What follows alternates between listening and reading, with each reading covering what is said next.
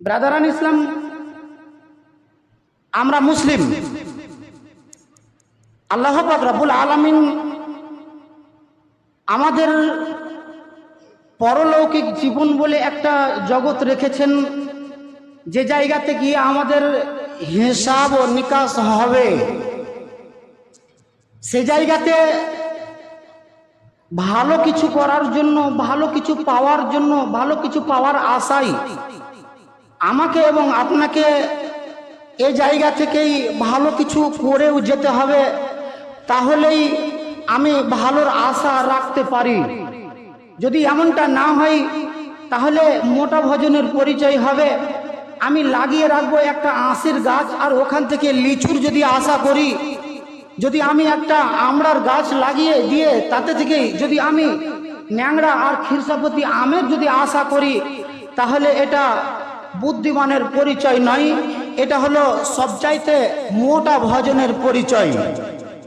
ব্রাদারান ইসলাম, চলুন আমরা মুসলিম হিসাবে আমাদের পরলৌকিক জীবনটা বলে আমাদের বিশ্বাস আছে, এবং যতক্ষণ পর্যন্ত আমার আখিরাতের প্রতি যদি বিশ্বাস যদি সুডল আর মজবুত যদি না হয়, ততক্ষণ পর্যন্ত আমি একজন নিছক নির্ভেজাল মুসলিম এবং মুমিন ইমানদার হতেই পারি না। এই মর্মে আমরা পরলৌকিক জীবনটাকে সুখময় বানাবো, এর জন্য আমাদেরকে এখান থেকে কিছু করে যেতে হবে। এই করণীয়গুলোর ভিতর থেকে যেমন নামাজ, রোজা, হজ, জাকাত, দান, সাদকা, খয়রাত, এতগুলো কাজ আমাকে করে যেতে হবে, তাহলেই আমার পরলৌকিক জীবনটা সুখময় হবে।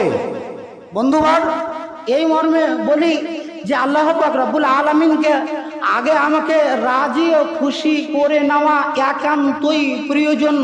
আল্লাহ যদি আমার প্রতি যদি রাজি হয়ে যান, তাহলে দুনিয়ার কোনো শক্তি, দুনিয়ার কোনো তাকত কেউ আমাকে আটকিয়ে দিতে পারবে না। এই জন্য আমাকে সর্বপ্রথমে আগে আল্লাহর নৈকট্য লাভ করতে হবে। যদি আল্লাহর নৈকট্য লাভ করতে হয়, তাহলে আল্লাহর নৈকট্য লাভের কতগুলো মাধ্যম আছে, কতগুলো সুরাগ আছে, রাস্তা আছে। এমন রাস্তাগুলোকে আমাকে অবলম্বন করে দিয়ে আমাকে ওই আল্লাহর নৈকট্য লাভ আমাকে করতে হবে, আল্লাহর রেজামন্দি হাসিল আমাকে করতে হবে।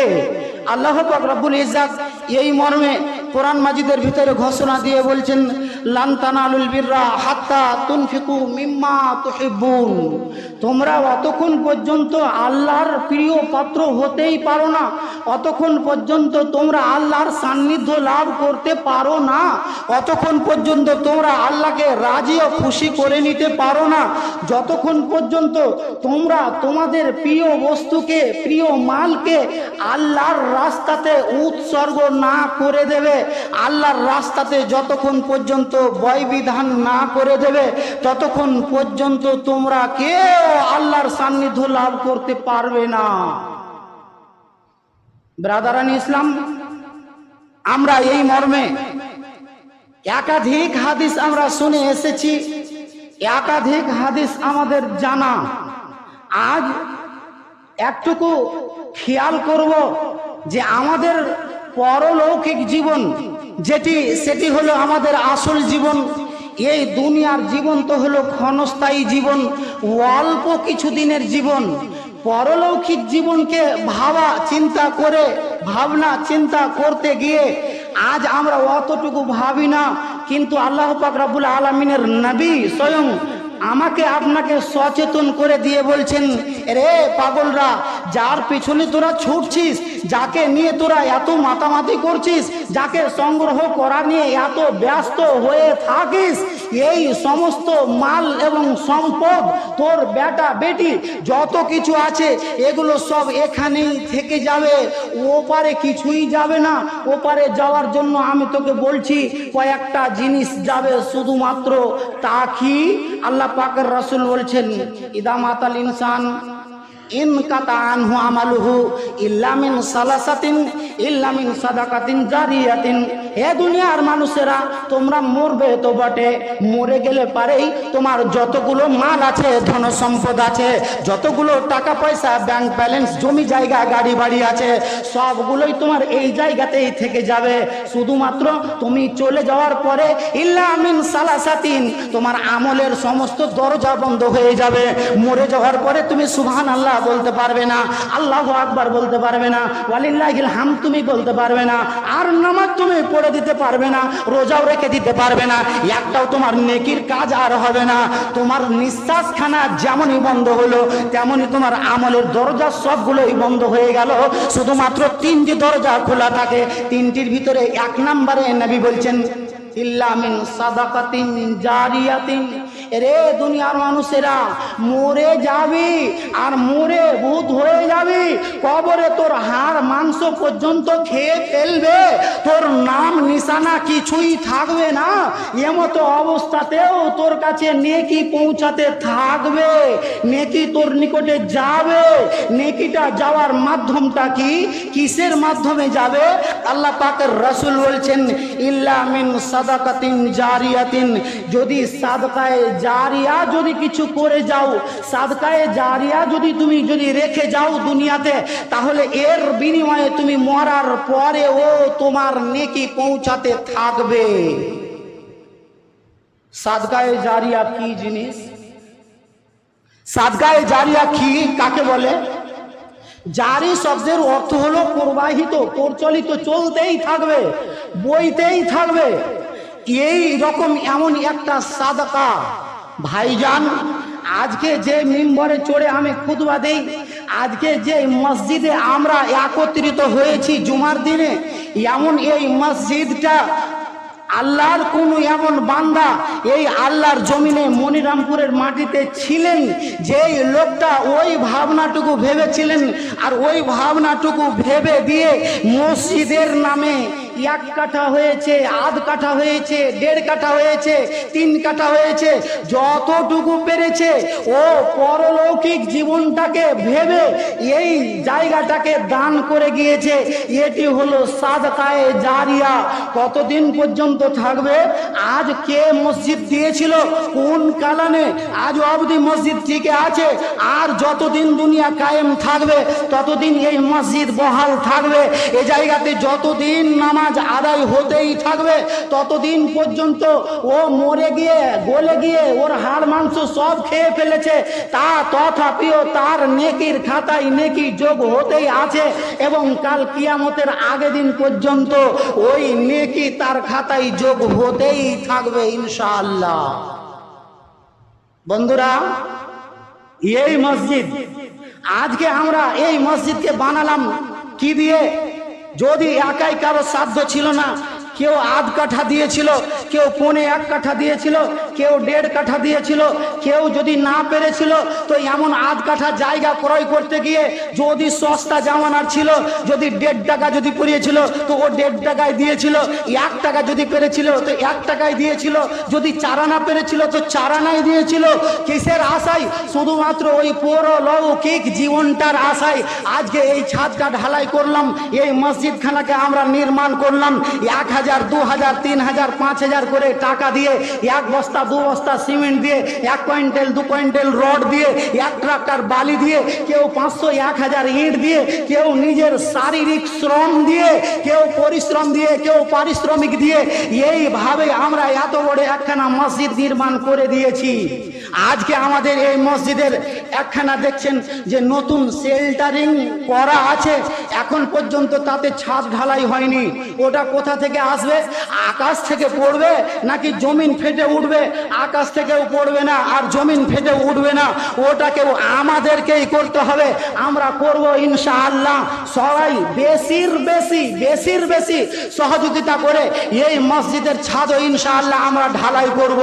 বন্ধুরা আমার, চলুন আমি মূল কথার দিকে আগিয়ে যাই।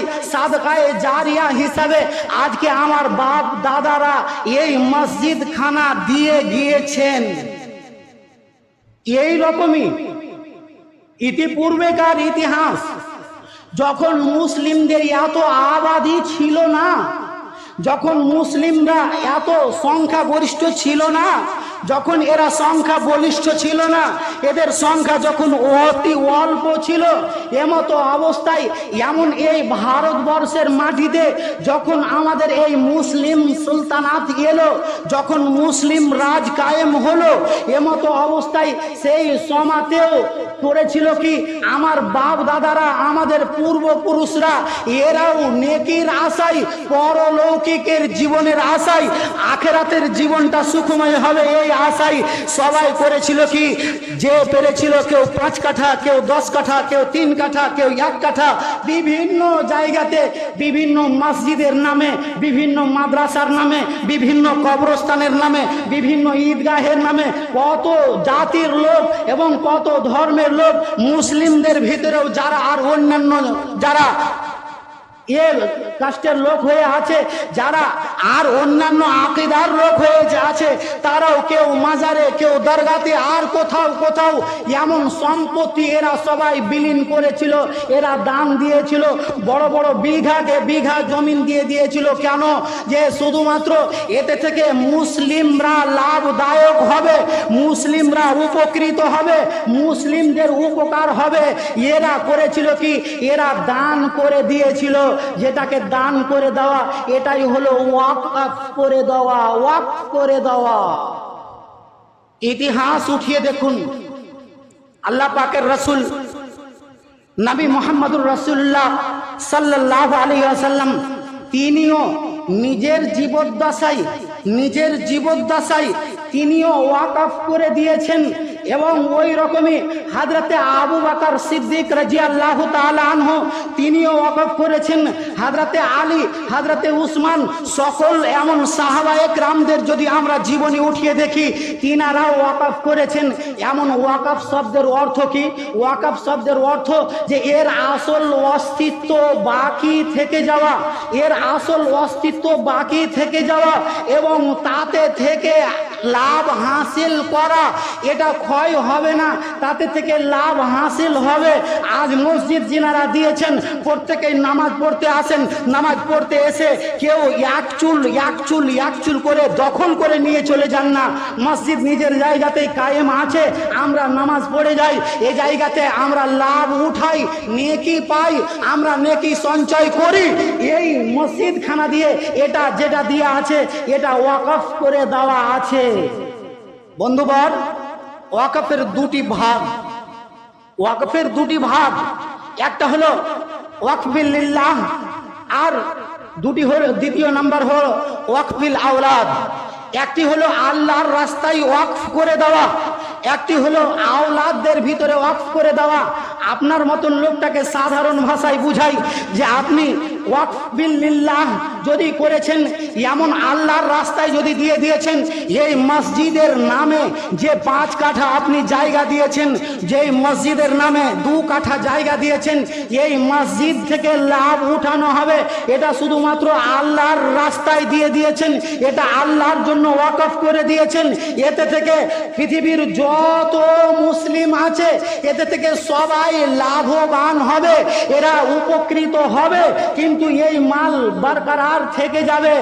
আর হলো ওয়াকফিল আওলাদ, একটি মাল, সেই মালটি হলো কি, যে নিজের সন্তানদের ভিতরে এমন একটা 5 কাঠা জমি, এমন একটা 10 কাঠা জমি, এই জমিটাকে রেখে দিলাম, এতে থেকে যতদিন ফসল হবে তোমরা 4টা ছেলে মিলে ভাগ করেই চলবে। জমি নিজের জায়গাতে বরকরার থেকে যাবে। জমি কেউ বিক্রি করে একাই হড়পে নেবে, একার আন্ডারে চলে যাবে, এমন কথাটা নয়।